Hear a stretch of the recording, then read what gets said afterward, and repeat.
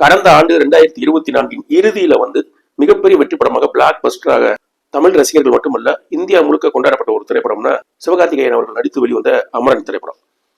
மிகச் சிறப்பான படம், எல்லோரும் கவனிக்க வேண்டிய படம், எல்லோரும் பார்க்க வேண்டிய படம்னு நம்ம சொல்லலாம். என்ன காரணம்னா, ராணுவ வீரர் முன்னாள் மேஜர் முகுந்த் வரதராஜன் அவர்களோட திரைப்படத்தை அவருடைய மனைவியின் பார்வையிலிருந்து விவரித்த திரைப்படம். தன் காதல் இணையரின் பார்வையிலிருந்து ஒரு ராணுவ வீரரின் தியாகத்தை, அவருடைய அர்ப்பணிப்பை, அவருடைய தேசப்பற்றி விவரித்த திரைப்படம்னா அது அமரன் திரைப்படம். அந்த திரைப்படம் குறித்த பல்வேறு பார்வைகள் இந்த சமூகத்தில் இருக்கு. நான் ஒரு சில பார்வைகளை மட்டும் உங்க முன்னாடி வைக்க போறேன். இதுல எதையும் நம்ம தீர்க்கமா பேசல, சில பார்வைகளை உங்கள் முன் விரித்து வைக்கிறேன். அதான் முக்கியம். முதல்ல, அந்த திரைப்படம் வெளிவந்த பொழுது திரையரங்கத்திற்குள்ளும் சரி, திரையரங்கத்திற்கு வெளியும் சரி, ரசிகர்கள் பார்த்து விட்டு கண்ணீர் மல்க, இப்படி ஒரு திரைப்படத்தை சமீபத்தில் நாங்கள் பார்க்கவே இல்லை, மனசு ரொம்ப இலகிருச்சுன்னு நிறைய பேர் கண்ணீர் மமனமா பேட்டி கொடுத்தாங்க. திரையரங்கத்திற்குள்ள இறுதி காட்சி பார்க்கிற பல பேர் அதை அழுது கொண்டே பார்த்த காட்சிகளை கூட நம்ம வைரலா இணையத்துல பரப்பப்பட்டது. மிக சுருக்கமா சொல்லணும்னா, 2K கிட்ஸுக்கு வந்த 90s கிட்ஸோட வகையிலான படம்னு சொல்லலாம். ஏன்னா 90களின் இறுதியில, 90களின் தொடக்கத்துல இருந்த படங்கள் எல்லாம், அர்ஜுன், சரத்குமார், விஜயகாந்த் போன்ற நடிகர்களின் திரைப்படங்கள் எல்லாம் இது போன்ற காஷ்மீர் தீவிரவாதிகள், ராணுவ வீரர்கள், இது போன்ற திரைக்கதைகளின் வழியாக தேசப்பற்றியை வளர்த்துச்சான்னு தெரியல, ஆனா வளர்த்ததாக அந்த திரைப்படங்கள் சொன்னாங்க. ஆனா இப்படி ஒரு படங்கள் இருந்துச்சு. அதுக்கப்புறம் கிட்டத்தட்ட ஒரு 20-25 ஆண்டுகளாக அப்படிப்பட்ட திரைப்படங்கள் எதுவும் பெருசா வரல. இப்போது அமரன் திரைப்படத்தின் வழியாக அப்படி ஒரு வாசல் திறக்கப்பட்டிருக்கு. இது ஒரு பார்வை. சமீபத்துல மின்னம்பலத்துல தோழர் குமரேசன் அவர்கள் அமரன் திரைப்படம் குறித்து எழுதிய ஒரு விரிவான கட்டுரையை படித்தேன். அதைத்தான் உங்ககிட்ட பகிரணுன்றதுக்காக இந்த காணொலியை போடுறேன்.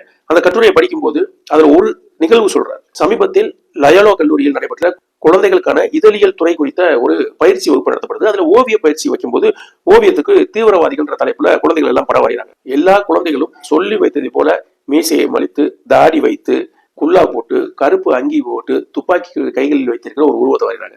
இந்த உருவம் யாரை குறிப்பிடுகிறது, எந்த சமூகத்தை குறிப்பிடுகிறதுன்றது உங்க பார்வையிலே முன் வச்சிருக்கேன்.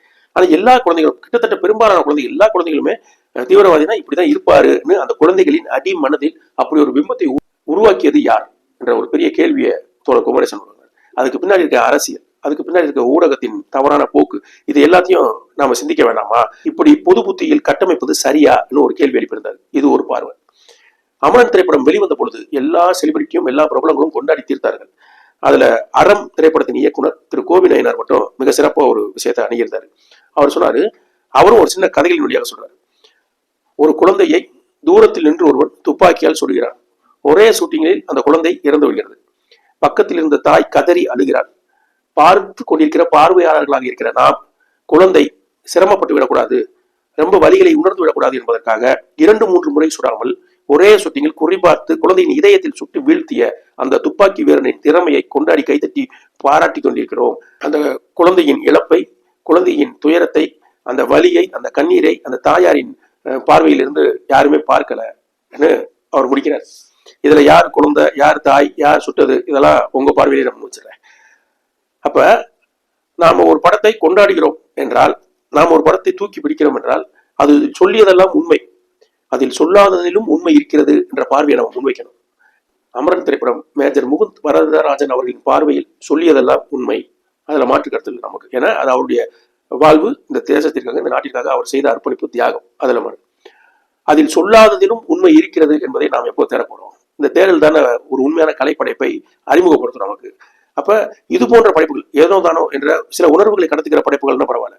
ஒரு சமூகத்தை கட்டமைக்கிற, ஒரு தேசத்தின் உணர்வுகளை ஒருங்கிணைக்கிற திரைப்படங்களில் மிக கவனமாக சில காட்சிகள் இருக்கணும். படம் முழுக்க யார் கெட்டவர்களாக காட்டப்படுகிறார்கள், படம் முழுக்க யார் நல்லவர்களாக படுகிறார்கள், இது ஒரு பார்வை. இறுதியா காஷ்மீரி கவிஞர் பாகரோட ஒரு கவிதை, அந்த காஷ்மீர் மக்களோட பார்வையை உங்க முன்னாடி வைக்கிறோம். காஷ்மீரிகளை கைவிடுகிறோமா என்று ரியாஸ் முகமது அவர்களால் எழுதப்பட்ட ஒரு புத்தகத்துல இடையில 1940களில் கவிஞர் பாகர் அவர்கள் எழுதிய ஒரு கவிதை.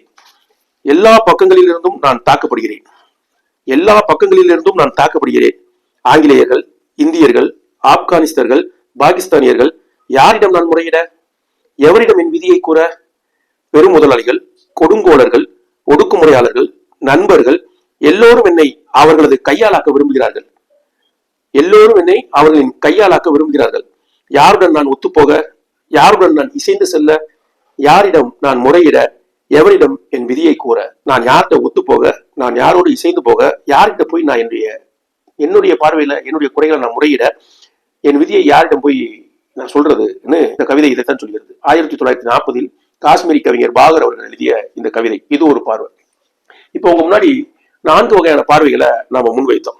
ஒன்று, அமரன் திரைப்படத்தை ரசிக மனநிலையிலிருந்து கொண்டாடிய ரசிகர்களின் ஒரு வகையான பார்வை.